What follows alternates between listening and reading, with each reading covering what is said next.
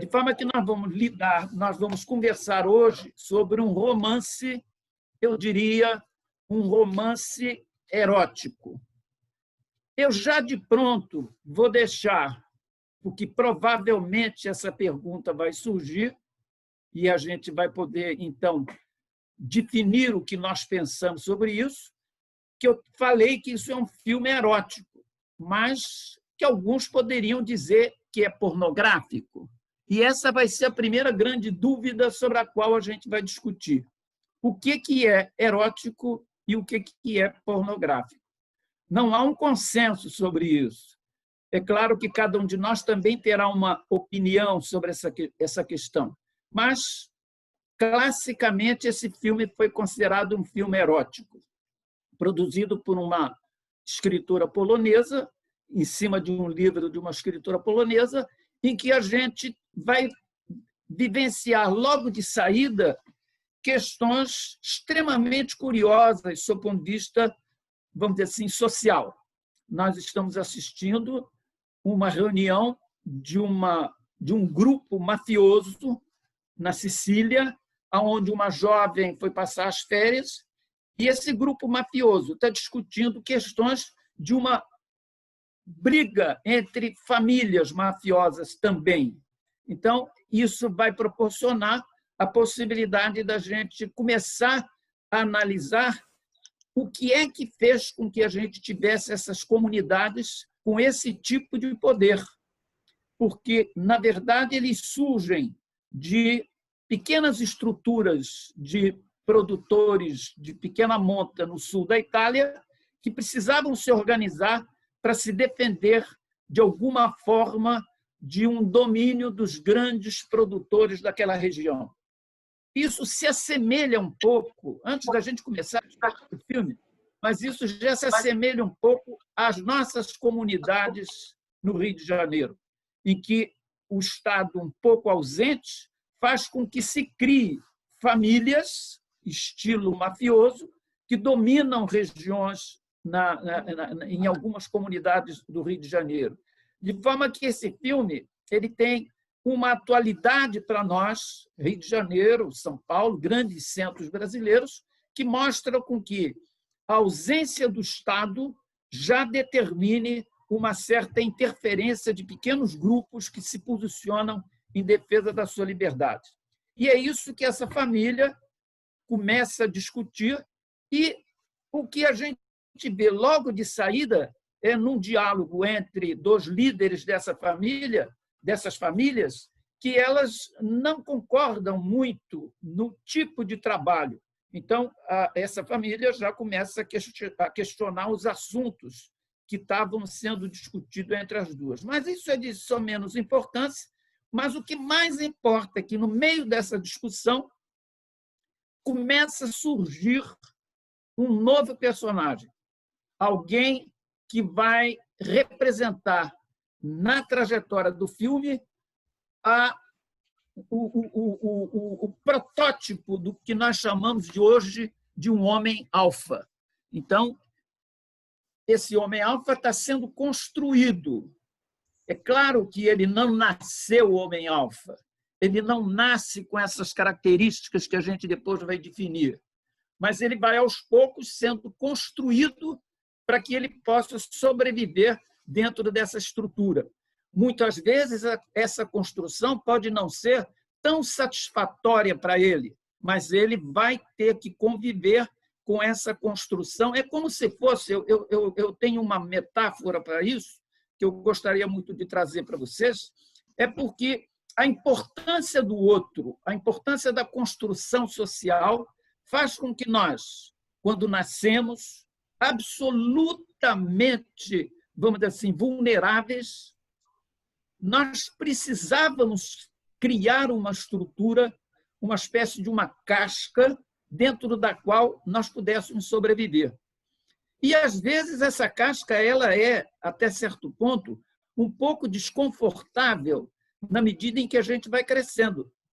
Então, talvez, uma pergunta que já nos faz aqui para uma discussão mais adiante é de que maneira eu posso, como se fosse uma lagosta, num determinado momento, tirar uma casca que não me é mais confortável e reconstruir uma casca nova, mais adaptada para as minhas condições de vida.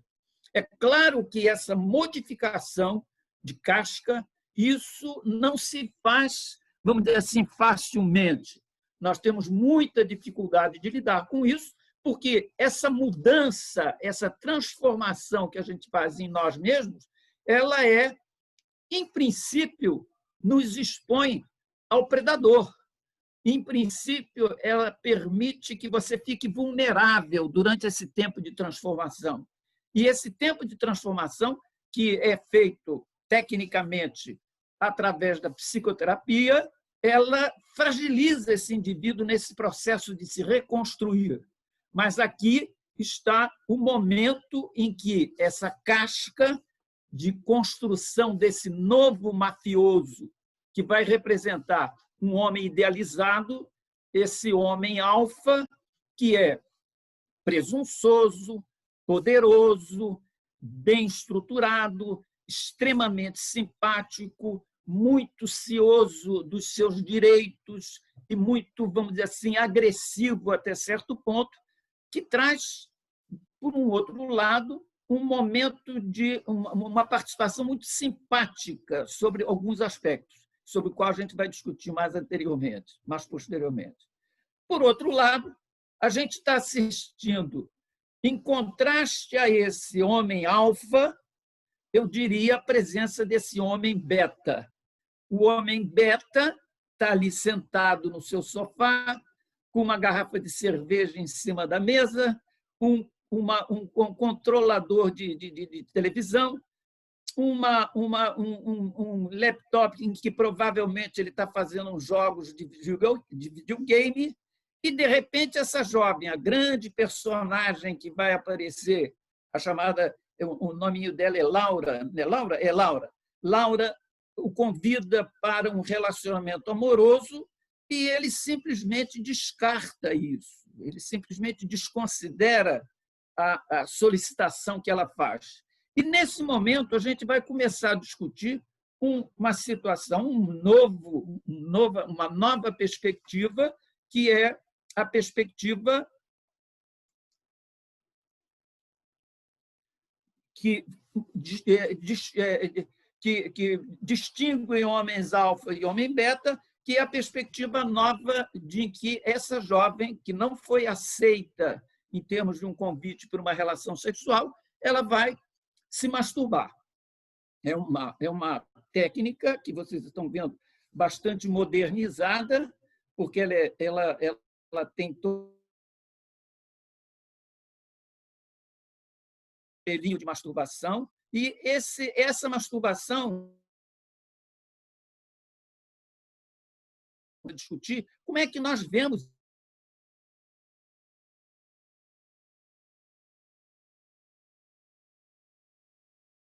temos a menor dúvida de que do feminino foi considerado uma coisa quase que inexistente, ao passo que no sexo masculino isso era bastante frequente. Os jovens, não sei se 12, 13, 14 anos, vão de um negócio chamado campeonato. Eu estou colocando isso, talvez seja um pouco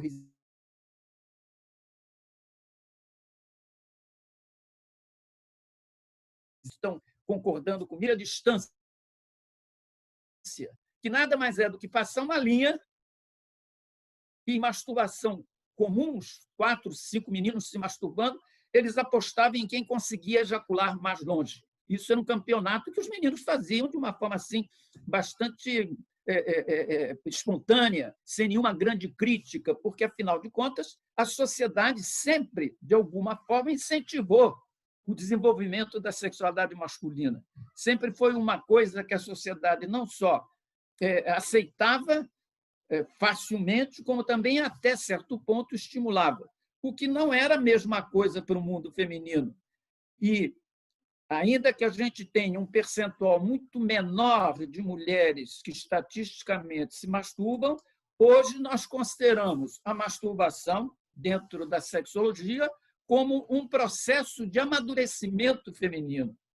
as mulheres, e não sou eu que estou dizendo isso, esse livro da Júlia e do Joseph Lopículo é um dos livros mais conhecidos que aborda essa questão da masturbação feminina como uma técnica de amadurecimento sexual para as mulheres, uma técnica na qual ela acaba por desenvolver o seu potencial erótico através da masturbação.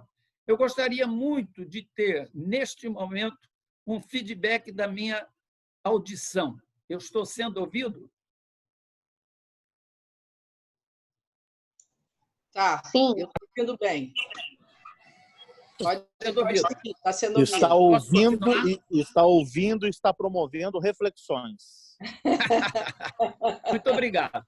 Então, vamos continuar falando sobre esse livro, Tornar-se Orgásmica ou Descobrindo o Prazer, que é um livro muito conhecido como uma técnica de amadurecimento sexual feminino, que hoje a gente tem como alguma coisa perfeitamente aceitável dentro das técnicas comportamentais de desenvolvimento da sexualidade feminina. Muitas mulheres talvez sofram uma grande dificuldade no seu relacionamento, porque, como vocês sabem, e se não sabem, vale a pena a gente fazer referência a isso, que a psicoterapia ela tem uma fração bastante, vamos dizer assim, importante de processo educacional.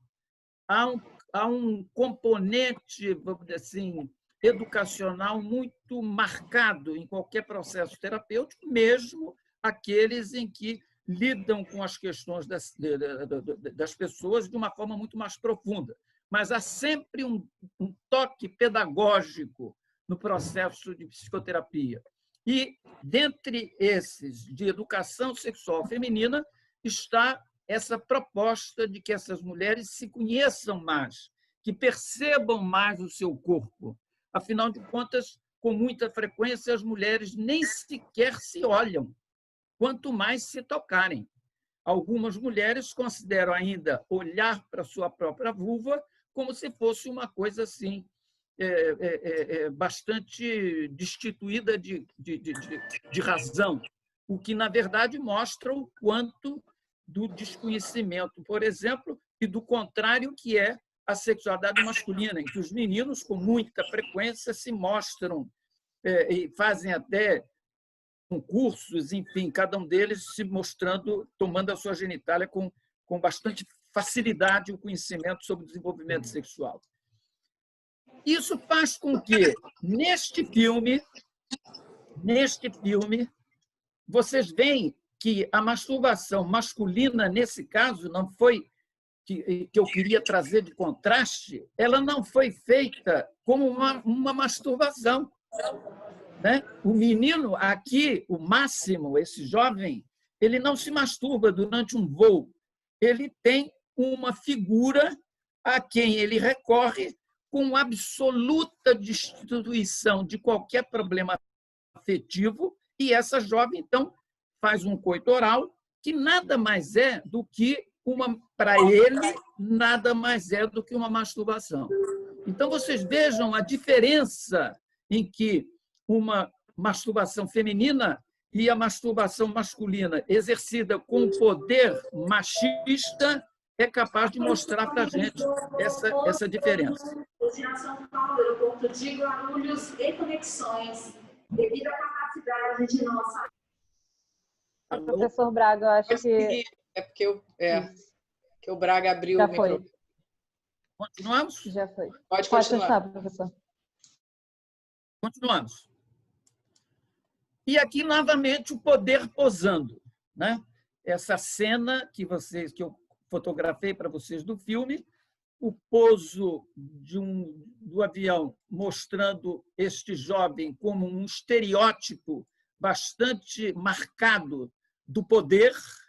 Ele sai do avião, depois de uma masturbação facilitada por uma outra jovem, mulher, ele sai do avião com uma pose de poder própria de um indivíduo que foi treinado para esse tipo, ele tem esta armadura, ele está dentro dessa armadura. Essa casca da lagosta dele é muito difícil de ser removida, porque isso foi construído ao longo dos anos para ele ocupar esse espaço de chefe de uma família mafiosa.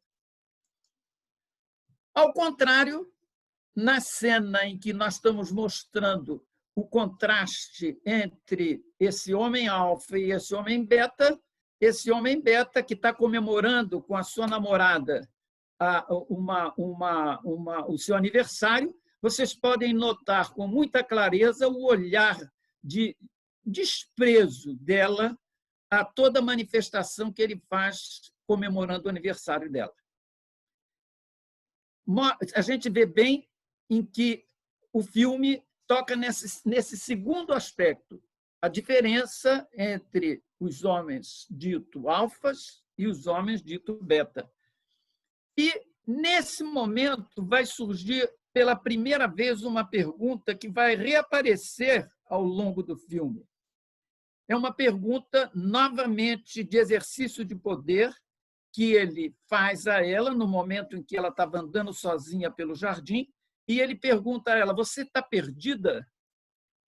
Quer dizer, é como se ele tivesse o poder de colocar ela em ordem. Isso aqui não foi acidental. Isso foi proposital, porque ele vai fazer essa mesma pergunta mais adiante, eu vou mostrar para vocês. Ele vai tentar novamente dar uma ordem na vida dela. E de que maneira vai dar esse ordenamento? Através do que agora começa a se desenhar para nós como um tema mais importante desse filme. Esse filme, na verdade, é um filme erótico, nós podemos depois discutir o que é erótico, o que é pornográfico, mas este filme é uma aula prática do que é dissonância cognitiva ou síndrome de Festinger. Talvez eu precise, principalmente para os colegas que são médicos, explicar um pouquinho o que representa essa síndrome de Festinger. Dentre os estudos de psicologia social, são raríssimas as leis. Rarissimamente a gente tem alguma coisa que a gente defina como uma lei em sociologia, em psicologia social, a não ser essa síndrome de Festinger. O que representa a dissonância cognitiva? Representa a incapacidade que você tem de, tendo uma visão de um problema, se isso fica dissonante com a possibilidade do exercício dessa cognição, você tem que fazer algum artifício para que essa distância seja reduzida. Vamos tentar dar um exemplo que vamos dizer assim, de milênios, que é a história da raposa e das uvas.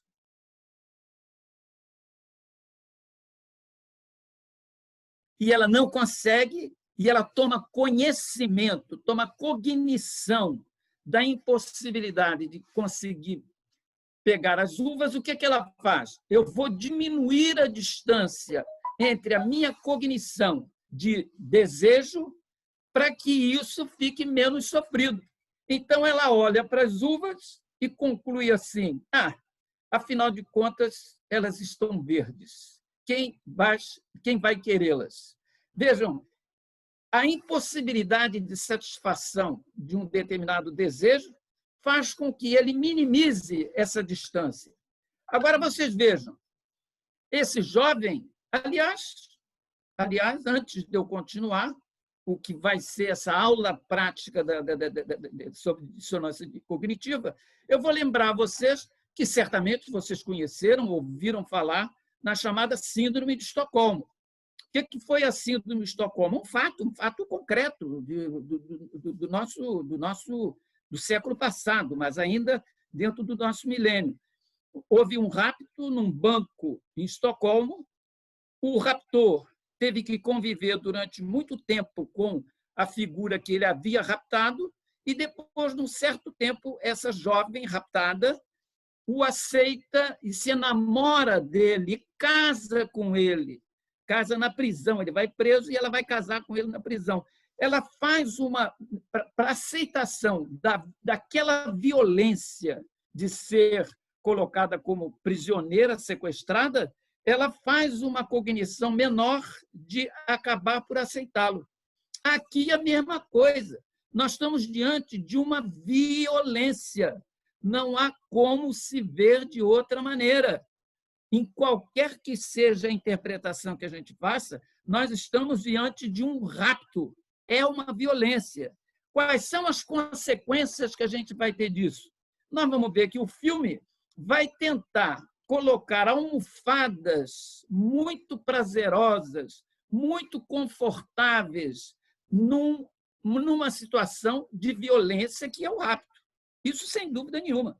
E se a gente tivesse dúvida ainda sobre se isso é ou não uma coisa que possa ser julgada de forma, vamos dizer assim, pejorativa, a gente tem que lembrar que existe em justiça um conceito que é o imperativo categórico kantiano, que diz que você deve agir de tal forma que a tua ação, através da sua vontade, pudesse se transformar numa lei universal.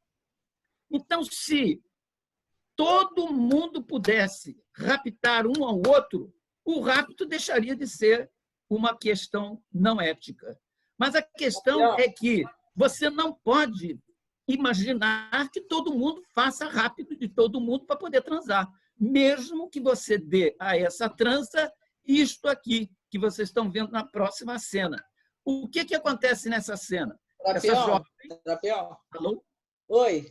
É que eu tenho uma aluna que não entendeu muito bem. Ela está pedindo para você reexplicar a dissonância cognitiva e a síndrome de Estocolmo. Ela não entendeu a diferença.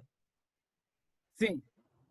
A dissonância cognitiva é toda vez que você tem duas cognições que são muito difíceis de serem aceitas, você acaba reduzindo o conhecimento de uma delas para poder diminuir a intensidade. Dito de outra maneira, diante de dificuldades de cognição, você, muito frequentemente, muda o seu comportamento afetivo para que ele fique mais próximo da cognição que você quer.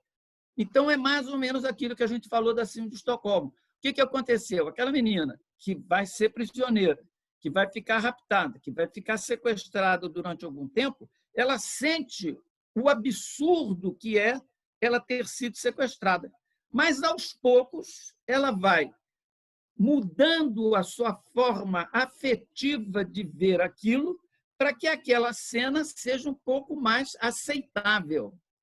E ela faz isso nessa síndrome de Estocolmo com tanta frequência, com tanta intensidade, que ela acaba se apaixonando pelo raptor. E isso não é difícil da gente ver na prática. Várias vezes vocês viram, as pessoas foram entrevistadas, o sujeito foi raptado. Aí, no outro dia, o Jornal Nacional vai entrevistar o camarada que acabou de ser libertado e pergunta para ele: o que você acha dos seus raptores? E ele diz assim: não, eles são bonzinhos, me trataram muito bem. Eu até fiz muita amizade com um deles. É um rapaz sofrido, coitadinho, de uma condição social pobre. E ele fala isso, e ele não fala isso mentindo, não. Ele teve que ter esse tipo de cognição para aceitar as circunstâncias em que ele foi colocado. Isso é que se chama dissonância cognitiva. É uma lei na psicologia social. Todo mundo faz isso. Então, a gente tem que entender que essa jovem, por exemplo, nessa tentativa de você melhorar o aspecto do rapto, que é o que o filme está tentando, vocês estão vendo que ela está acordando num palácio, né? Então, toda almofadada, com muito conforto, ainda que seja uma jovem raptada. Então, ela está com todo conforto nessa cena e ele vai, então, começar a ter todo um processo de sedução que ele se propõe numa maneira assim altamente narcísica, de estabelecer um tempo dentro do qual ela poderia se namorar dele. Ele estabelece isso. Olha, vou te dar 365 dias. Isso não é novidade, não. Vocês vão ver no final desse filme que essa história já foi contada no século XVIII. Eu vou mostrar para vocês que uma história semelhante a essa foi contada no século XVIII, de uma pessoa chamada Teresa Filósofa, que vai ser um dos grandes exemplos de vaginismo que a gente vai ter quando vocês tiverem aula de sexualidade para discutir vaginismo lá na ginecologia. E ele vai começar, então, a dizer para ela por que ele tem essa admiração. O que acontece? Esse camarada está diante do que a gente chamaria, em psicanálise, que a gente chamaria de idealização do ego. Então, ele idealiza uma mulher espetacular que mereceria qualquer tipo de esforço e até qualquer tipo de transgressão para que ele pudesse tê-la como pessoa. E é claro, eu não preciso, a gente não precisa dizer isso, porque nós sentimos isso. É claro que qualquer transgressão é, em princípio, estimuladora da sexualidade. Toda vez que você transgride um pouquinho, o que você está fazendo? Você está liberando o seu, vamos botar, o seu instinto libidinal dos controles do superego. O superego deixa de ter poder quando você transgride. E aí é gratificante, é muito, muito gratificante. Então, quando um sujeito cujo superego, e aqui é o exemplo do indivíduo cujo superego é muito frágil, porque ele está no limite do perverso. O que é o perverso? O perverso é o que não tem superego. Qual é a diferença entre o perverso e o neurótico? É que o neurótico sonha, mas não faz. O perverso sonha e faz. Essa é a grande diferença dessas duas estruturas de personalidade. E esse camarada está nos limites, ele é um narcísico nos limites do perverso.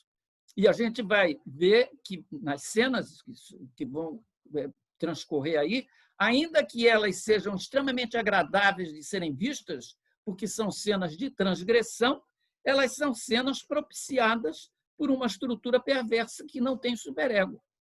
Mas vamos continuar. E aí ele vai descrevendo essa jovem por quem ele se interessa, mas que se interessa de tal maneira que os direitos dela foram suprimidos. Ela não tem, ele pode achar que a imaginação estava brincando com ele, que ela cumpria todos os interesses dele. Isso não foi perguntado para ela. Ela simplesmente foi raptada.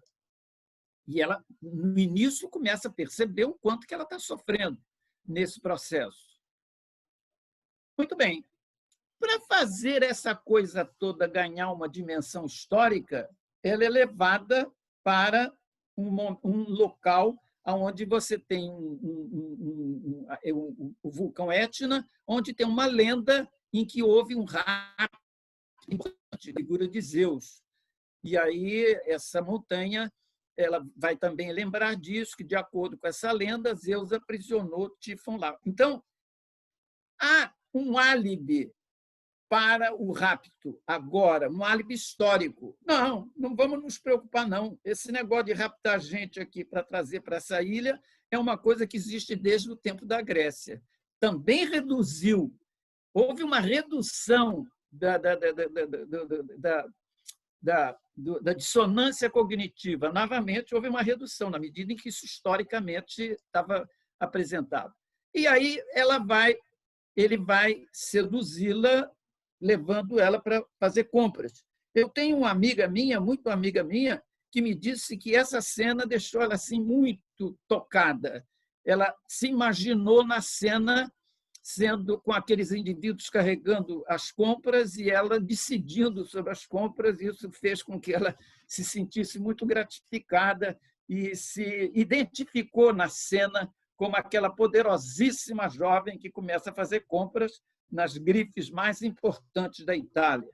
Não é à toa que ele, além disso, oferece a ela um olhar, vamos dizer assim, crítico. Vejam essa cena, ele olha com um olhar crítico no sentido de aprovar como você está bem nessa roupa, como você me parece linda nesse vestido que você está usando.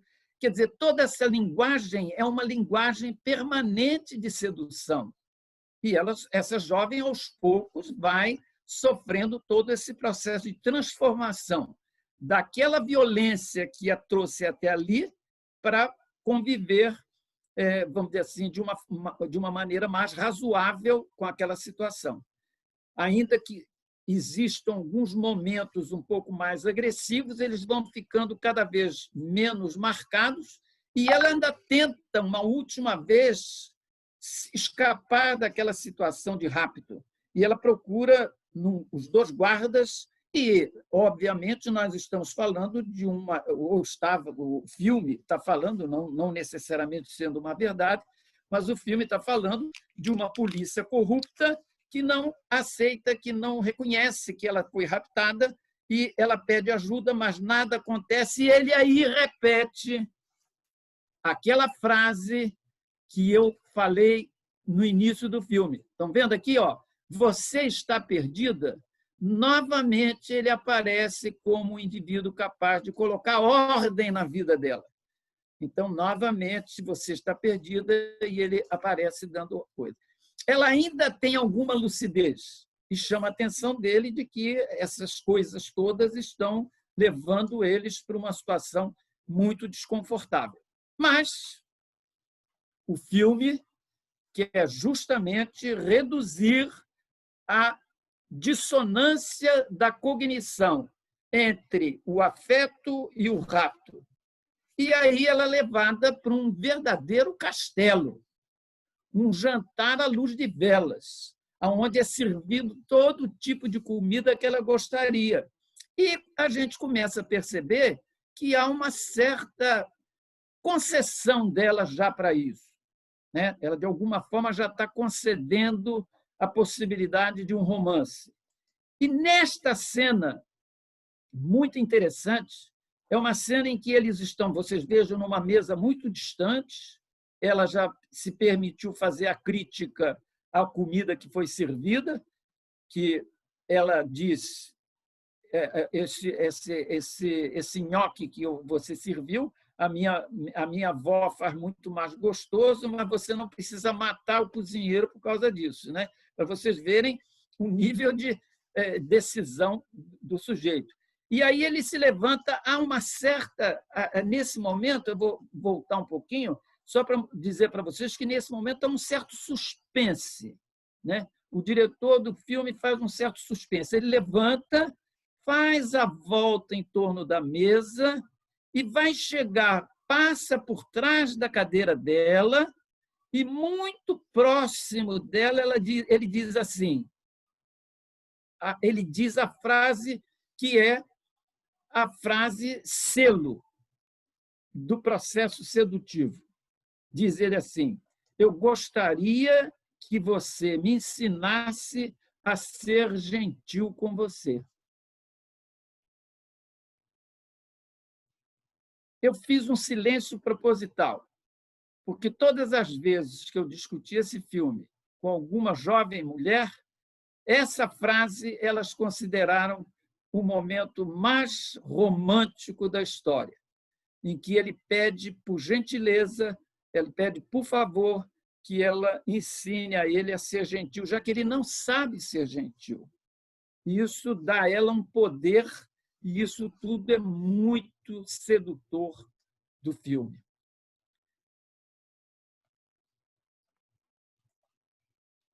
Freud dizia o seguinte, não sei se isso aqui está visto, eu vou tirar. Tirei.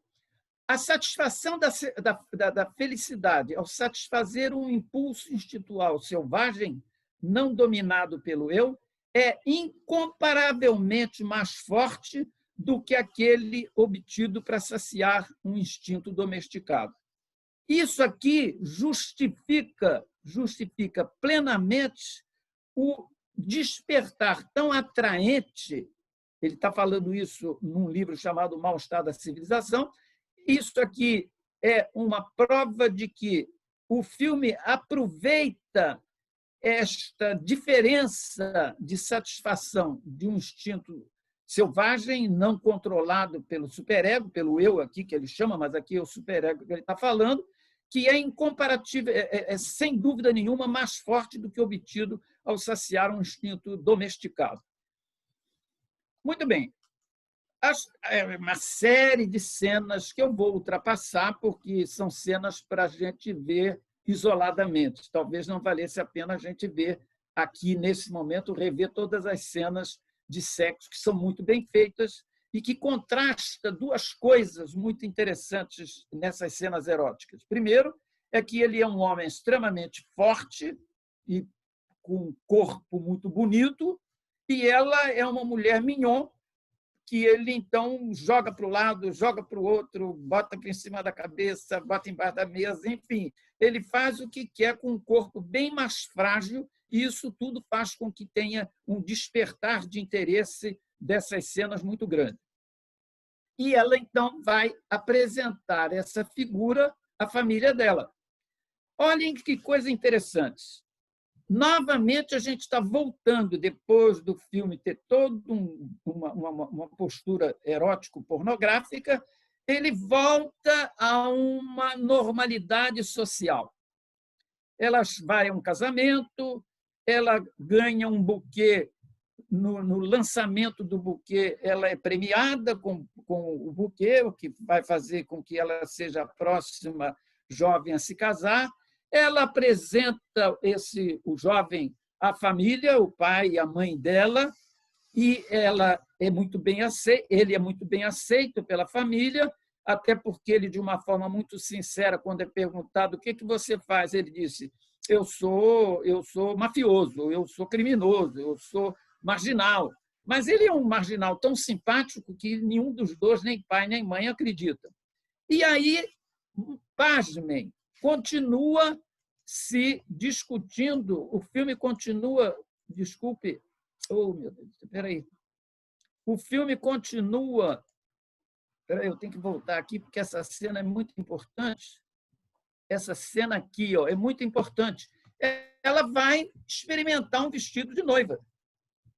Então, tudo aquilo que aconteceu e que eu eximi de comentar sobre todas as cenas erótico-pornográficas que foram resultado de um rapto, ela agora vai viver a experiência de uma estrutura social bastante mais bem aceita.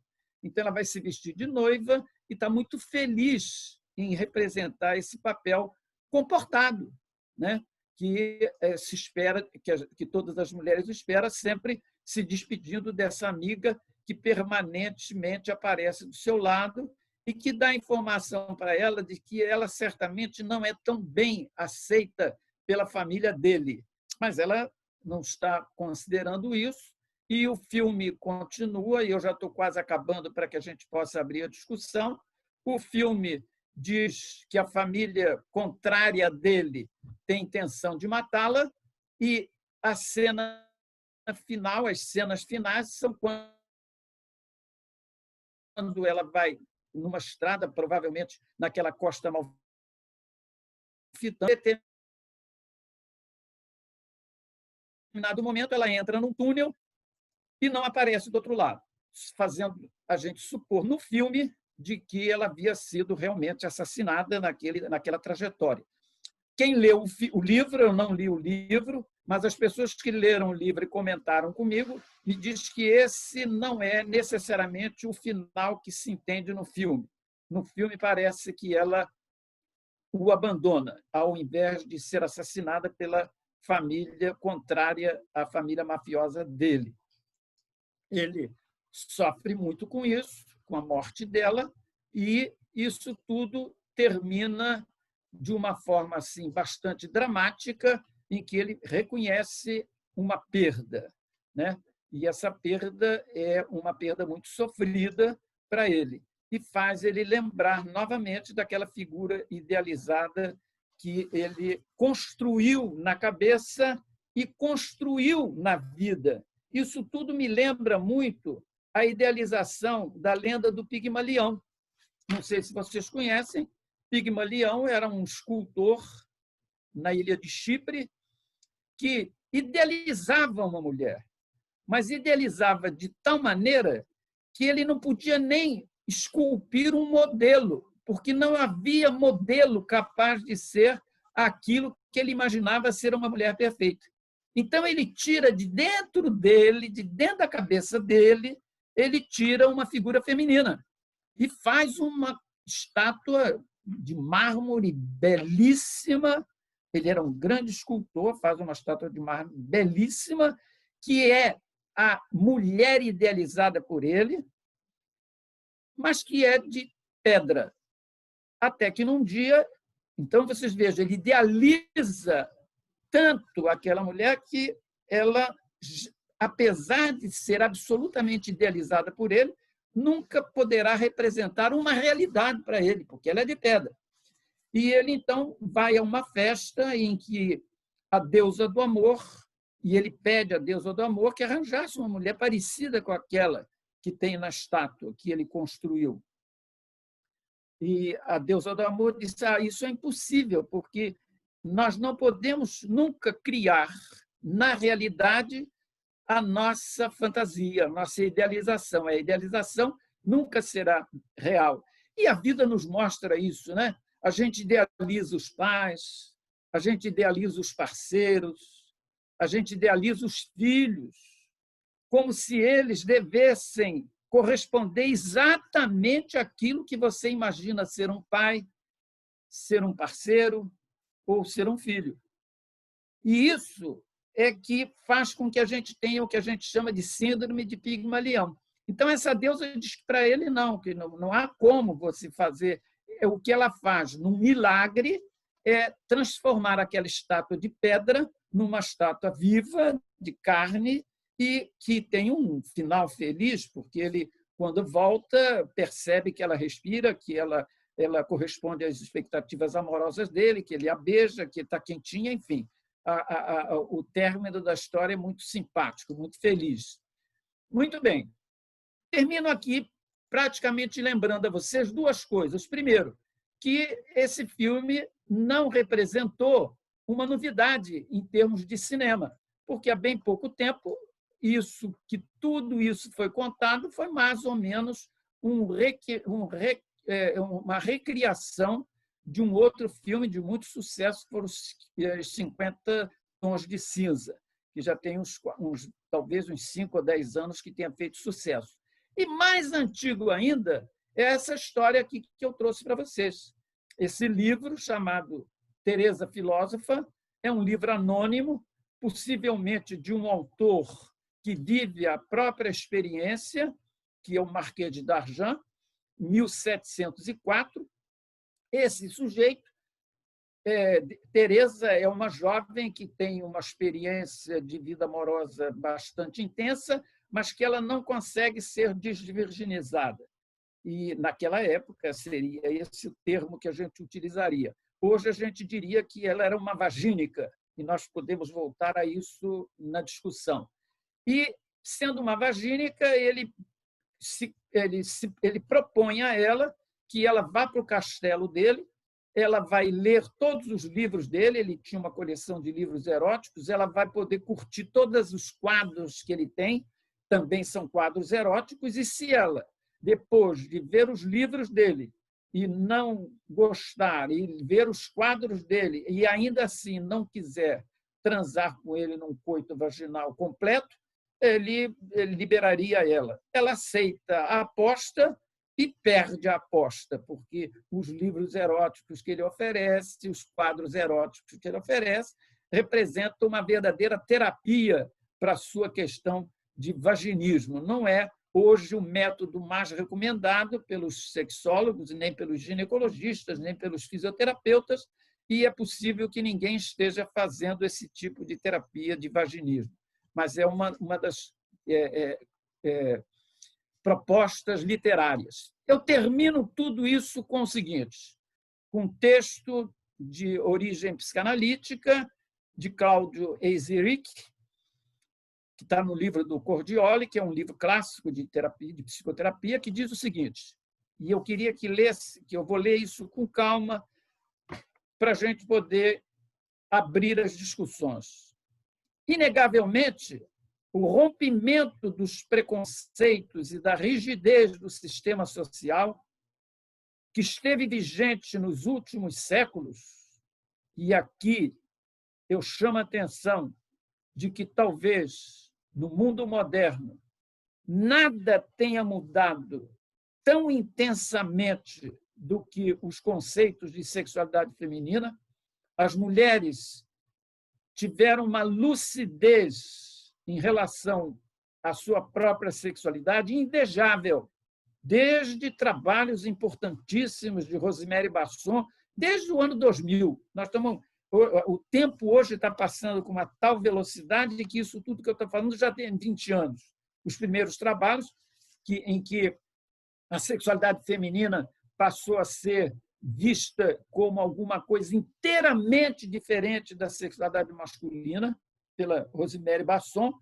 Isso tudo mostra que, nos últimos séculos, houve uma mudança de rigidez do sistema social, que esteve vigente nos últimos séculos, que propicia um caminho potencial para o crescimento e para a aceitação do ser individual. Esse é o mundo de vocês, jovens que estão me assistindo. Vocês é que vão construir, através desse caminho potencial, o crescimento e a aceitação do ser individual. Paradoxalmente, infelizmente, o que vemos é um estímulo às necessidades de soluções rápidas, perversas. Não há como se defender um rapto de gratificações superficiais, materiais aparentes de um ser idealizado. O sujeito idealiza um ser e, através dessa idealização, ele se dá o direito narcísico e perverso de cometer qualquer tipo de agressividade, predeterminado, ele certamente, por uma massa e por uma propaganda da mídia. Nesse contexto, termino dizendo o seguinte: como aproveitar a liberdade para a construção de um eu criativo, livre e consciente de si? É um desafio para vocês, jovens que estão me ouvindo, que com este contexto que a gente tem, nós sejamos capazes de aproveitar essa liberdade e construir um indivíduo criativo, livre e consciente de si. Muito obrigado, vou ficar para os questionamentos. Palestra maravilhosa, professor. Enquanto você estava palestrando, já surgiram várias questões aqui no chat. Muito bom. E vários pensamentos. Uma coisa que a Thaís colocou aqui, não sei se a Thaís quer falar, que eu acho interessante também abrir o áudio para eles. O que você acha, Braga? Acho ótimo. Então, que a Thaís colocou a questão do estereótipo do mafioso ter sido aquele estereótipo padrão que não envolve uma questão racial. Ela colocou aqui, ele não era negro, gordo, nem baixo, e isso facilitava o entendimento. Eu entendi que ela falou, isso facilitava o entendimento da paixão, o envolvimento. A dissonância cognitiva seria mais fácil entendida se fosse demonstrado daquela forma. Thaís, quer colocar seu pensamento? Pode falar. Eu acho que foi o que a gente estava comentando no chat, muito dessa questão da romantização e o padrão de beleza, que o que Christian Grey trouxe, né, no filme de 50 Tons de Cinza, que era um homem lindo, rico, tinha o mesmo padrão de beleza que o Máximo agora, e teve também uma diferença no papel da mulher, porque sempre colocou como pelo menos a Anastácia, foi tratada assim, né? Como uma menina sem graça. Houve vários comentários e críticas na época que ela não estaria à altura da beleza do Christian Grey. E a Laura também foi debatido isso. Eu vi vários comentários falando que era uma menina sem graça, sem ação, que ela seria uma mulher muito passiva e tinha essa visão desse homem dominador. E isso estaria reforçado pelo padrão de beleza que ele estava representando durante o filme. Eu acho que foi isso que a gente quis comentar aqui. Você entendeu? Eu acho que eu posso considerar com você o seguinte: eu concordo em absoluto com o que você falou. Concordo absoluto. Isso foi feito propositadamente, no sentido justamente de levantar as distâncias e o poder que ele exercia. Ela, na verdade, é uma minhonzinha, ela é pequenininha, ela é uma jovem muito pequena, frágil, né? Quer dizer, não necessariamente as meninas pequenas são frágeis emocionalmente, não é isso que eu quis dizer, mas ela representa uma certa fragilidade física, e isso representava, nessa distância, facilitar essa dissonância cognitiva que ela teve que fazer para aceitar essa situação. Não sei a quem eu respondi, mas tive o prazer de responder. Está certo. E eles compararam aqui também, o Serapião, a mesma história, inclusive aquela mesona de comida, a Bela e a Fera. Realmente, a Bela e a Fera era uma dissonância cognitiva clássica. Claro. Que ela se entregou à fera para ele não aprisionar o pai dela, né? Era uma troca. Exatamente. O filme, sob esse ponto ele é um caso clínico de dissonância cognitiva. A gente teria vários outros casos para apresentar, mas é classicamente um estudo de caso de dissonância cognitiva. É claro que eu tenho amigas que eu estou vendo aqui, inclusive participando aqui do nosso grupo, que acharam o filme, sob o ponto de vista cinematográfico, e eu estou falando, Isabel está me vendo, que tem um poder crítico em relação ao cinema, ela achou o filme, sob o ponto de vista de produção cinematográfica, fraquíssimo, sob alguns aspectos. Ela faz essa crítica. Mas nós não estamos analisando o filme, nem as cenas, como uma questão de estética. Nós focamos num aspecto, vamos dizer assim, de teorização sobre as estruturas de personalidade que estavam envolvidas naquela situação, que é o que mais interessa para a gente. Na verdade, nós não somos críticos de cinema, nem críticos de arte, nem estamos aqui para fazer isso. Mas nós estamos para entender o que as pessoas são e como é que elas podem melhorar no seu processo de crescimento. Perguntas? Queria fazer uma... Oi, Braga, tudo bem? Que prazer lhe ouvir. Eu quero me parabenizar por estar podendo ter a sua assistência. Isso é muito importante para mim, você sabe disso.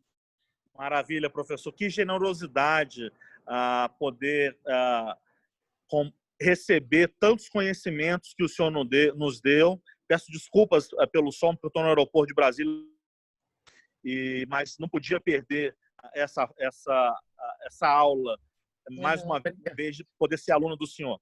Mas, professor, assim, os filmes de Woody Allen, que são produções cinematográficas importantes e aplaudidas pela crítica, têm uma baixíssima audiência, salvo em algumas obras-primas dele. Esse filme, porém, que é caracterizado como uma produção, na minha avaliação também, medíocre, embora eu não seja um crítico de cinema, está entre os mais vistos pelos brasileiros numa plataforma digital chamada Netflix.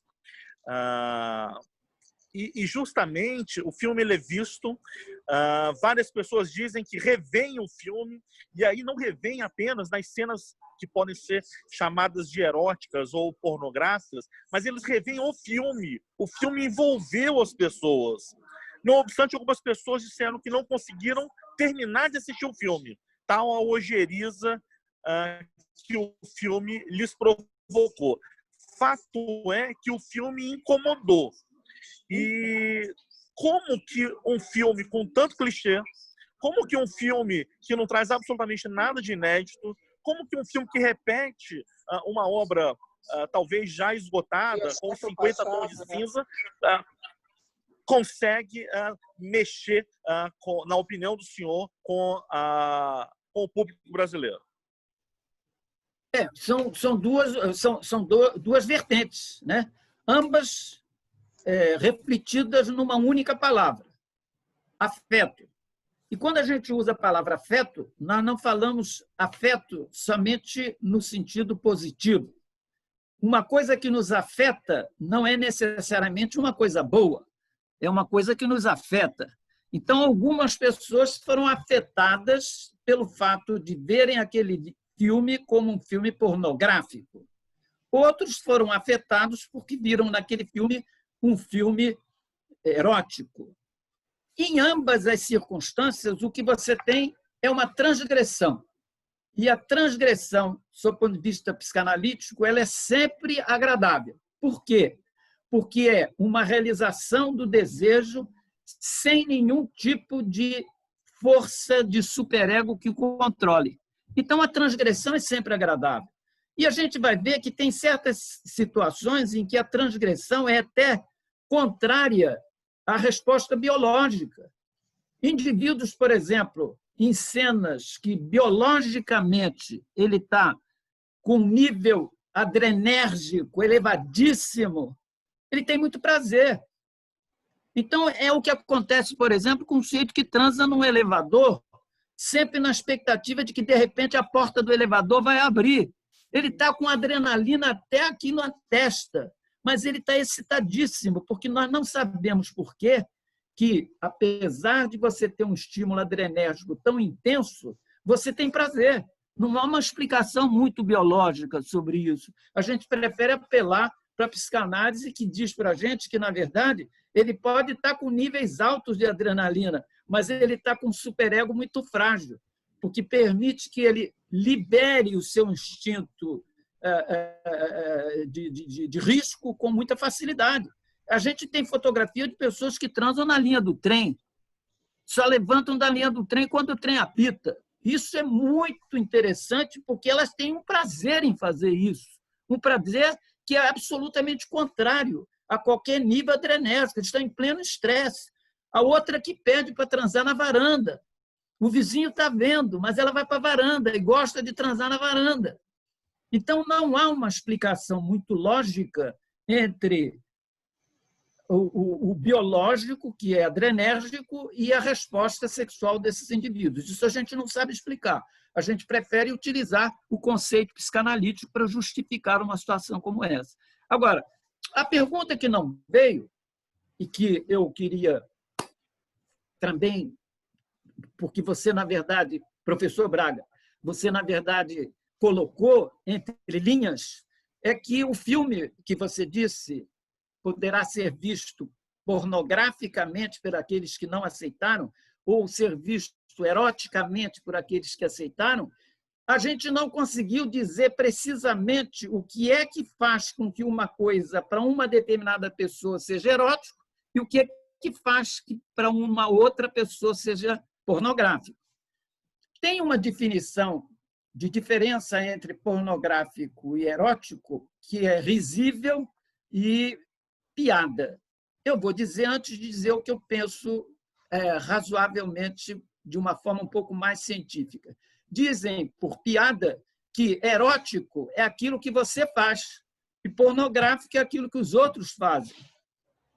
Então, essa seria a grande diferença entre pornográfico e erótico. Mas, na verdade, o que a gente chama de erótico é aquilo em que o sujeito se permite, sem nenhum tipo de sofrimento, a uma situação que desperte um pouco mais de prazer.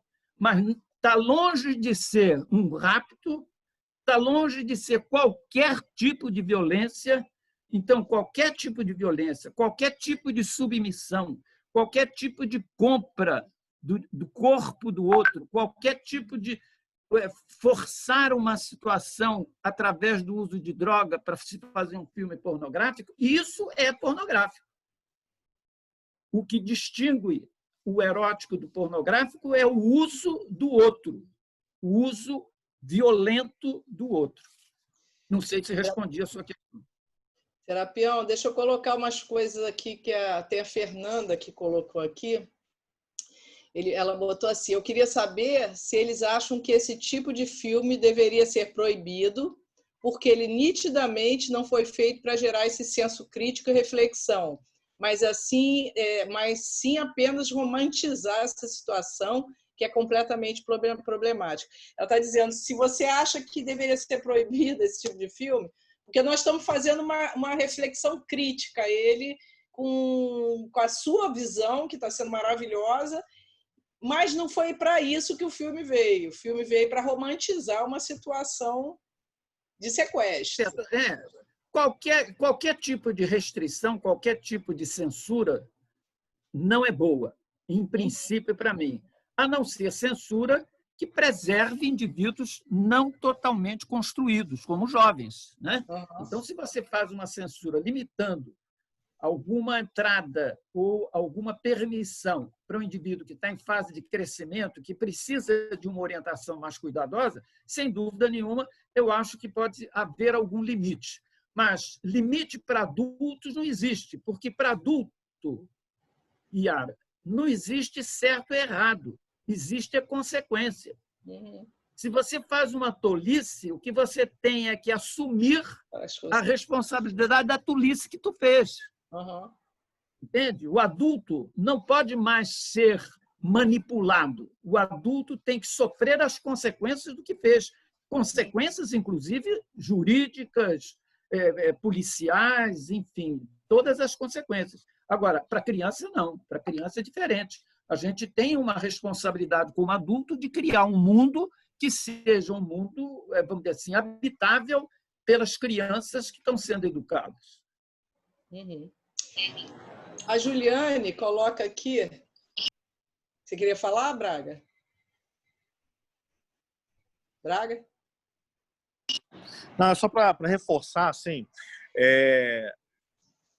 o malefício indireto que esse filme pode ter feito à nossa sociedade, professor, porque a nossa sociedade é extremamente violenta contra as mulheres.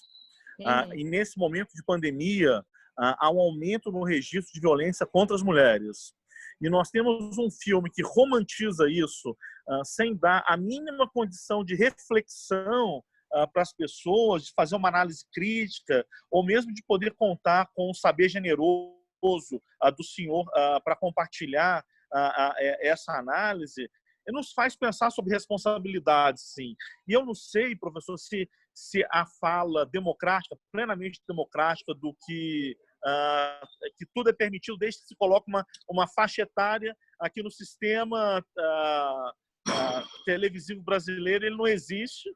Ninguém tem controle do que se vai ou não vai assistir, por exemplo, numa Netflix, que entra na casa das pessoas, e dizer que colocaram uma recomendação dizendo, da Ancine, recomendava a partir de 16, 18 anos, eu acho que esse filme só deveria ser exibido no Brasil após uma reflexão com o professor Serapião.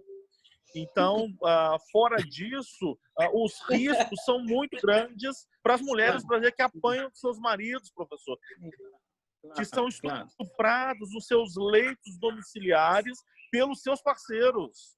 E isso é de maior gravidade. Mas o que o Serapião trouxe? Que era uma repetição do que já foi visto no passado. Só estava refletindo uma modernidade, né, Serapião? De histórias que aconteceram já. E como eu estava dizendo, professor Braga, você sabe que eu tenho uma admiração muito grande por você. Você sabe disso. Eu não preciso fazer confissões de público, porque ela é um afeto de longo prazo. O que acontece é que este mundo novo vai ser administrado por esses jovens que estão nos vendo.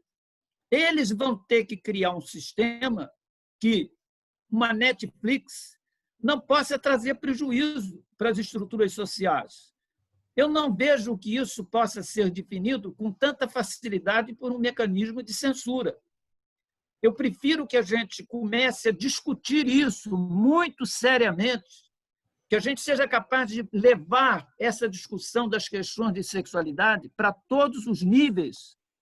E eu me parabenizo, e você sabe disso, e Yara também sabe, que a primeira disciplina de sexualidade humana, eu não estou fazendo isso, não estou falando isso com envaidecimento, eu estou falando com uma realidade atrasada. A primeira disciplina de sexualidade humana que se criou em faculdade de medicina, na universidade, no Brasil, foi na nossa Universidade Federal do Rio de Janeiro, há menos de 20 anos, criado por nós. Então, isso precisa ser amplamente difundido. Essas discussões que esses jovens todos estão acompanhando aqui, que a gente tem muito prazer de estar podendo discutir com eles, essa discussão ela precisa ser ampliada. Eu não sei por qual mecanismo governamental, mas agora, com situações como essa do Zoom, desde que vocês não peguem um coroa que custa para burro conseguir entrar no Zoom, né? Eu estou falando de mim mesmo, né? Que tem uma dificuldade danada com essa coisa, mas os jovens não têm. E eles vão poder criar um mundo de comunicação no qual essas ideias possam ser divididas. Eles estão conscientes, sem dúvida nenhuma, eu tenho uma absoluta segurança, ou pelo menos acredito que esteja absolutamente seguro, de que os jovens têm uma real consciência de que esse filme pode estimular a violência doméstica. Não há a menor dúvida disso. Agora, como fazer isso é um desafio para eles. Eles vão ter que criar um mundo novo em que isso não possa ocorrer. Através de quê? Da educação sexual e através de uma aquisição, um empoderamento feminino que não permita esse tipo de violência. Nós só vamos deixar de ter violência doméstica quando as mulheres se apoderarem de si mesmas, serem capazes de dizer não, serem capazes de, vamos dizer assim, organizar a sua própria vida econômica. Agora, isso eu não vejo que possa ser feito por uma lei tipo censura. Eu até, pelo contrário, eu acho que isso tem que ser aberto e discutido, amplamente discutido no processo educacional. Serapião, tem uma aluna aqui, a Camila, que ela coloca, se na sua opinião, de todas as críticas ao filme, ele tem, por que ele tem tanto sucesso? Ela está questionando, assim que eu estou entendendo, Camila, se estiver errada, como os outros que colocam a mulher em posição de submissão. Seria esse a questão do sucesso? Certamente um dos sucessos foi esse. Certamente uma das razões. A outra, eu, de alguma forma, fiz muita marcação em cima disso. Nós estamos diante do prazer da transgressão. Toda vez que a gente transgride, isso é prazeroso. Isso aí é com filme, com comida, com qualquer coisa. Toda vez que há uma transgressão, a transgressão ela é sempre muito, muito bem-vinda pelo de liberação das nossas forças instintivas. Então, quando elas são liberadas, ou porque o seu superego é pequeno, ou porque a polícia é inativa, essas duas razões fazem com que você tenha prazer de transgredir. Então, o que a gente assiste é um filme de transgressões. Ele é agradável? É agradável na medida em que ele oferece para a gente a oportunidade de olhar o que é que está se transgredindo. Professor, eu queria compartilhar... Agora, o que não se pode perder... Claro, desculpe, Bravo, pode falar. Não, só queria compartilhar uma reflexão para ouvir do senhor, que eu consegui enxergar uma prova física do envolvimento patológico da personagem. Num determinado momento do filme, ela pinta os seus cabelos. Então, ela está tão dissociada do próprio ego que ela perde a sua identidade e ela tem que se repaginar, ela tem que se remodelar para assumir aquele outro eu que, de fato, ela ficou perdida nessa história toda. Ela se perdeu no encontro do próprio ego e foi forçada por mecanismos conscientes e inconscientes a entrar nessa relação patológica. Relações patológicas em diferentes escalas. E, na grande maioria das vezes, muito menos acentuadas do que essa, mas tão problemáticas quanto estão aí no nosso dia a dia. É a mulher que tem que estar sempre magra por pressão do namorado, é a mulher que não pode sair com determinada roupa porque o namorado implica, é a parceira que tem que se adequar aos desejos do seu parceiro, inclusive nas questões sexuais, sob pena de perder esse parceiro. Então, essas relações mais cotidianas do que essa grande produção, elas mostram como as mulheres elas são vítimas desses relacionamentos tóxicos, destrutivos, onde ela perde o encontro com o seu ego. O senhor concorda com isso, professor? Concordo em parte com tudo que você falou. E por que eu digo em parte? Porque eu temo que as meninas que pintaram o seu cabelo essa semana possam estar um pouco críticas à possibilidade de que o pintar cabelo possa ser simplesmente... A coisa não é tão... Eu sei, eu brinquei que você está me dizendo, não foi nesse sentido, eu concordo plenamente, mas fiquei um pouco preocupado com aquelas que pintaram o cabelo essa semana. Eu tenho essa preocupação de que você não quis falar dessa maneira. Agora, por outro lado, eu concordo contigo que o filme pode ser um filme que traga dificuldades para esse empoderamento feminino que nós acreditamos que seja feito através de um processo educacional. Nós, por exemplo, no nosso Instituto de Ginecologia, que eu quero saudar aqui a presença do meu diretor, professor Jaci. O professor Jaci está presente e assistindo, é um dos grandes incentivadores da nossa disciplina lá de sexualidade humana, no Instituto de Ginecologia. Por quê? Porque nós temos, através de algumas lideranças desse país, a possibilidade de se criar estruturas na qual esses defeitos possam ser corrigidos pelo processo educacional. E nós temos uma absoluta crença de que os jovens serão capazes de fazer isso no futuro. Os meus professores acreditaram em mim. Eu era um débil mental quando tinha 23 anos, né? E os meus professores acreditaram em mim. E nós acreditamos nesses jovens que estão assistindo a gente, trabalhando com a gente, assistindo às nossas aulas, de que eles vão construir um mundo em que essa injustiça seja melhor. O processo evolutivo é sempre para o melhor.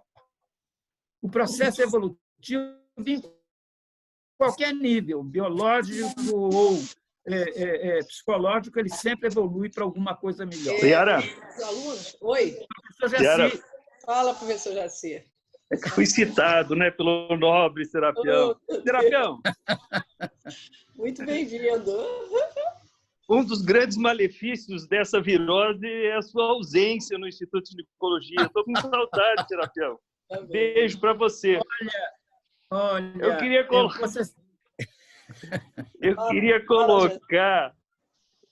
colocar que você fala que o empoderamento feminino pode ou vai acabar com a violência doméstica, né? Depois você fala que nós, educando os nossos jovens, educando as novas gerações, sendo educadas as novas gerações, podemos sim minimizar a violência. Violência de um modo geral, inclusive a doméstica, inclusive contra a mulher. Mas eu não acredito que apenas o empoderamento feminino acabe com a violência. Pode até mudar de mão, entendeu? Porque é da natureza humana a violência, entendeu? Então, eu penso que, claro, que é importante que a mulher se coloque, que tenha a sua opinião, o seu lugar, enfim. Mas o simples empoderamento feminino não acaba com a violência. Eu penso assim. Mas já é uma parte, Jaci, já é uma parte mais forte. Aqui é a frágil do filme, né, Serapião? A frágilzinha se torna poderosa. Mas, professor Jaci, eu queria lembrar a você que a violência ela tem um controle neurocentral. A violência é uma atitude reptiliana. Ela é absolutamente retrógrada, ela é atávica, ela está no tempo do jacaré. Nós que desenvolvemos uma estrutura cortical temos que pensar Temos que ser capazes de controle desse sistema nervoso reptiliano que justifica a violência. A violência é justificada pelo nosso lado extremamente evoluído animal. Porque, na medida em que você se socializa, em que você deixa que a tua córtex funcione, você para de ser violento. E a sociedade só se organiza quando você tem essa estrutura evoluída. De forma que eu concordo em absoluto com você, só quero questionar que a violência faça parte da natureza humana. A violência faz parte da natureza humana no nosso sistema lá embaixo, reptiliano, animal, que nós conseguimos controlar através da nossa córtex, do nosso telencéfalo. Ô, terapeuta, eu quero discordar de você mais uma coisa. Você nunca, jamais pode ter sido medíocre e teus professores melhoraram você, não. Você foi sempre um exímio, primeiro um exímio cirurgião oncológico e evoluiu para hoje o que é, entendeu? Tenho saudade de você, um beijo. Eu também confesso para você que tenho saudade de ir no Instituto e já me programei, já falei a mim mesmo que, apesar de correr alguns riscos, eu acho que em agosto nós reabriremos o nosso ambulatório, sem dúvida nenhuma. Muito bem. Seja uma coisa muito importante. E eu tenho aqui algumas das pessoas que estão nos assistindo aqui, que são pessoas da nossa equipe multiprofissional. Eu tenho certeza, vi pelo menos 2 ou 3, Isabel, Elza, enfim, pode ser que eu esteja sendo injusto com as outras que estão aqui participando, mas nós queremos voltar. Em início de agosto, nós vamos voltar à nossa atividade lá no Instituto, porque ela, além de ser muito importante para as pessoas que a gente atende, ela é muito importante para nós mesmos, para o nosso crescimento pessoal. Nós aprendemos muito com os nossos clientes. Nós não temos dúvida disso. Uma das coisas que mais nos ensinam são os nossos próprios clientes. Então, a gente não pode desprezar a possibilidade de continuar trabalhando. Obrigado pela parte. Professor, eu queria complementar também uma fala que apareceu nas discussões, é que o empoderamento da mulher deverá ser acompanhado por uma educação dos meninos, para que os meninos aprendam a respeitar as mulheres, a respeitar as pessoas, né? Outros meninos, as mulheres, e que isso não recaia apenas e mais uma vez às costas das mulheres. Elas que são vítimas e são mais uma vez vítimas, que caberia apenas a elas o empoderamento feminino. Então, essa é uma questão que diz respeito a todos nós, meninas, meninos, famílias, pessoas, e eu acho que essa é importante. Sem dúvida.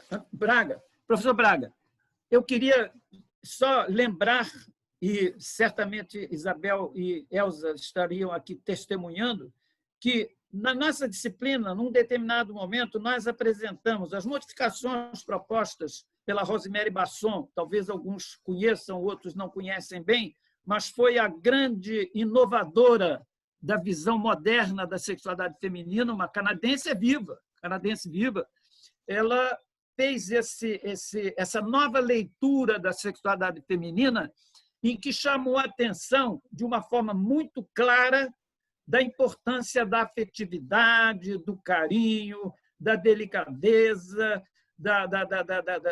vamos dizer assim, da sensação de companheirismo, isso tudo dentro de uma definição de resposta sexual feminina. E quando nós estávamos falando sobre isso, e eu mostrei o contraste entre essa maneira de pensar e a maneira de pensar da sexualidade masculina, que tinha quase que teleologicamente uma finalidade que era o orgasmo, parece até que nada podia acontecer e nada tinha acontecido de importante numa relação interpessoal se não ocorresse um orgasmo. Parece que os homens corriam atrás, muito mais atrás do orgasmo do que atrás das mulheres. Entende? Quando nós falamos isso, uma colega do nosso grupo, Sandra, que não sei se está ouvindo a gente, disse para a gente, mas é preciso que os homens releiam a sua própria sexualidade. É preciso que os homens sejam capazes de dizer o quanto que é importante para eles também esse tipo de afeto, de companheirismo, de carinho e de delicadeza. É porque nós ainda não tivemos coragem de falar sobre isso. Mas, na medida em que os homens comecem a pensar e refletir sobre isso, nós vamos reformular também a resposta sexual masculina. E, com isso, nós vamos ter uma proximidade que talvez venha a ser uma das grandes, vamos dizer assim, aquisições desse tempo do coronavírus, em que a gente está vendo que várias coisas são coincidentes. E uma delas talvez seja uma maneira diferente dos homens pensar a sua sexualidade. Ô, Serapião, só para não perder aqui... Peraí, Braga, deixa só para não perder os comentários aqui. É que uma aluna está querendo saber se no filme 50 Tons de Cinza também tem, além da síndrome de Estocolmo, de dissonância cognitiva, você acha que tem outras questões envolvidas na postura do agressor? Ah, sim, 50 tons de cinza? Tons de cinza, é. Pois é, deixa eu me penitenciar, é que eu tenho uns neurônios um pouco envelhecidos. Então, a minha memória já não me permite falar de coisas de mais de 3 meses passados, né? As minhas sinapses já estão um pouco diluídas, de forma que eu não teria coragem de fazer comentários sobre 50 tons de cinza, até porque nessas alturas os meus neurônios já não distinguiriam 50 tons. Eu até brinquei, porque quando a Yara me convidou, eu falei para ela assim, você lembra disso, Yara? Eu falei para ela, mas isso já foi tratado nos 40 tons de cinza. Ela me disse, 40 não, 50. Pô, na minha cabeça eram só 40. Então, eu não vou me atrever a fazer um comentário sobre os 40 tons de cinza. Me perdoa a colega que fez a pergunta. A gente pode marcar uma outra discussão, né, neuronal. É um déficit neuronal. Professor, queria, antes de passar a palavra para a Isis, dar a palavra ao diretor do Instituto de Ginecologia da Universidade Federal do Rio de Janeiro, para ele fazer suas considerações finais. Depois passarei para a professora Yara e volta para mim e vai para a Isis para fazer um encerramento. Acho que tem um sorteio também de um jaleco, do curso Jaleco. Salientar também, registrar a presença da professora Lilian Padron, do nosso instituto, responsável pelo setor de endoscopia ginecológica presente nessa live. Professor Jaci, por favor.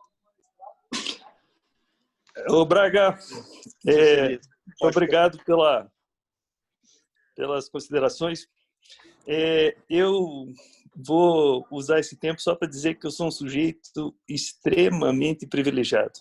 Eu convivi com Araguari, Carminha, Canela, Serapião, que representam e sempre vão representar o sumo, né? Não só da sexualidade, mas da intelectualidade médica, né? Do conhecimento, né? E isso fez com que eu me tornasse bem melhor do que quando cheguei no Instituto de Ginecologia, né? Então,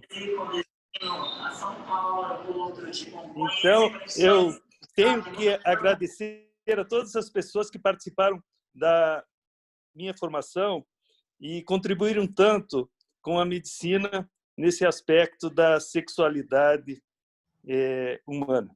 Tá? Parabéns pela aula, né? E estou muito satisfeito, comovido com tudo isso que eu estou presenciando hoje. Obrigado. Professor Yara. Obrigada a você, viu, Jaci? Adorei a sua presença, foi muito honroso para a gente. A gente tentou fazer um ciclo de debates e virou, eu acho que virou um congresso, né? Uma palestra de um congresso, né, Braga? Ficou de uma grandiosidade.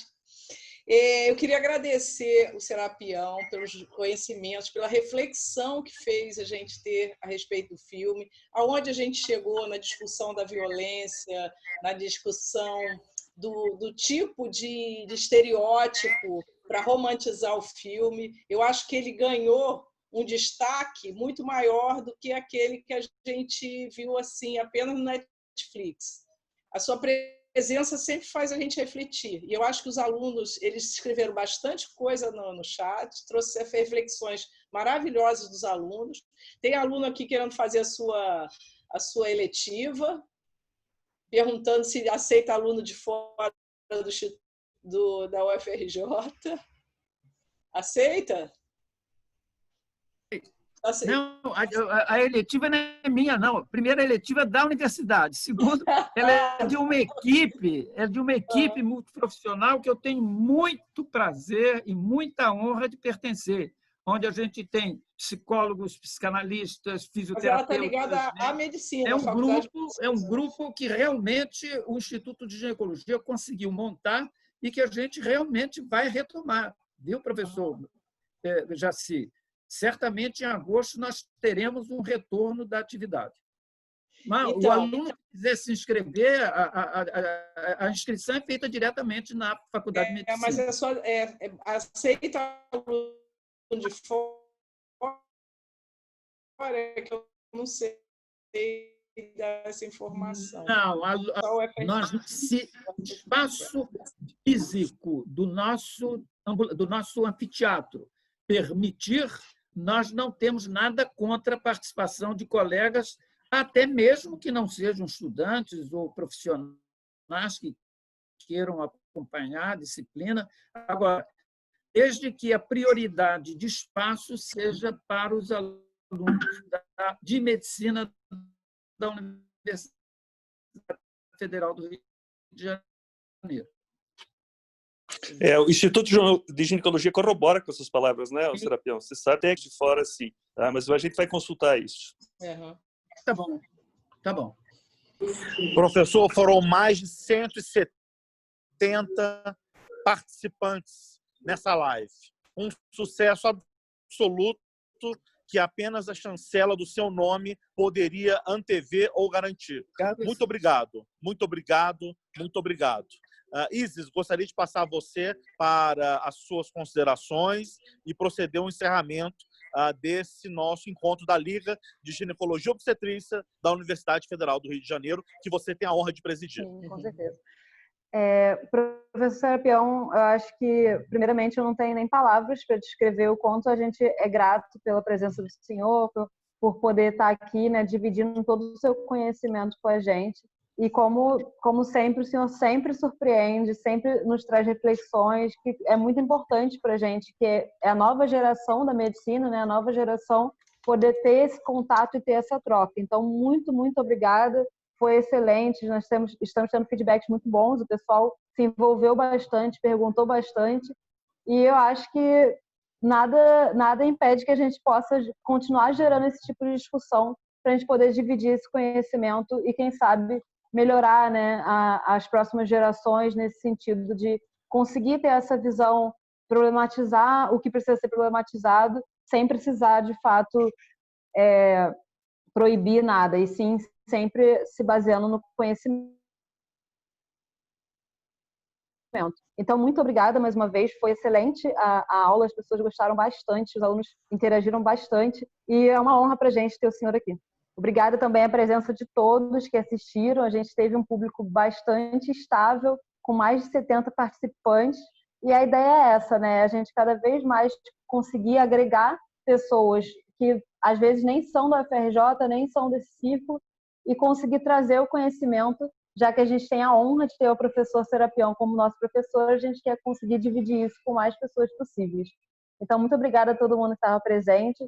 A gente vai disponibilizar a gravação dessa live, e além disso, a gente vai também fazer um post no Instagram, que foi a nossa principal plataforma de divulgação, com um resumo e as considerações que os nossos diretores da Liga anotaram. E como uma forma de presentear também os nossos participantes, nós vamos sortear 5 cortesias do curso Jaleco, e para isso a gente vai fazer um post no Instagram. Então, quem tem interesse nesse sorteio, nessas cortesias, por favor, comenta lá, deixa o seu nome e a gente vai sortear entre os comentários. A lista de presença está disponível no chat e vai ficar disponível até meia hora depois do evento. Isa, Então é isso, deixa muito eu obrigada só mais falar uma vez. coisa pro Serapião. Serapião, Fala, Yara. tem gente de Minas, tem gente da Bahia, tem gente do Fortaleza. Ceará, tem gente do Pará, Campo Grande, Mato Grosso. Olha. Ô, Isis, eu e Yara vamos combinar com você, com a ajuda do professor Serapião. Isso não vai ser só um post no Instagram, não. Nós vamos fazer um referencial teórico para publicar no Jornal Brasileiro de Ginecologia. Porque tem que aprofundar no estudo, não pode ser só reflexões de Instagram, tem que ter profundidade, tem que ter referencial teórico, tem que ter as discussões das síndromes envolvidas, de como fazer o diagnóstico diferencial entre elas, e o professor Serapião vai nos ajudar, e nós vamos publicar, né, Yara, no JBG, vamos. Porque isso é importante para tornar essa live uma produção de vocês. Tá bom? Com certeza, professor, com certeza. Muito obrigada, professor Braga, professor Yara e professor Serapião. A gente é muito grato pela presença de vocês. Ótima noite. Felicidades a todos. Tchau. Fiquem bem, com saúde e paz. Você está voltando ou você está chegando aí? Não, estou voltando para o Rio. Então venha. Mas a gente conversa. Beijo, obrigado, gente. Tchau, tchau. Ótima noite. Obrigada a todos. Boa noite. Obrigado.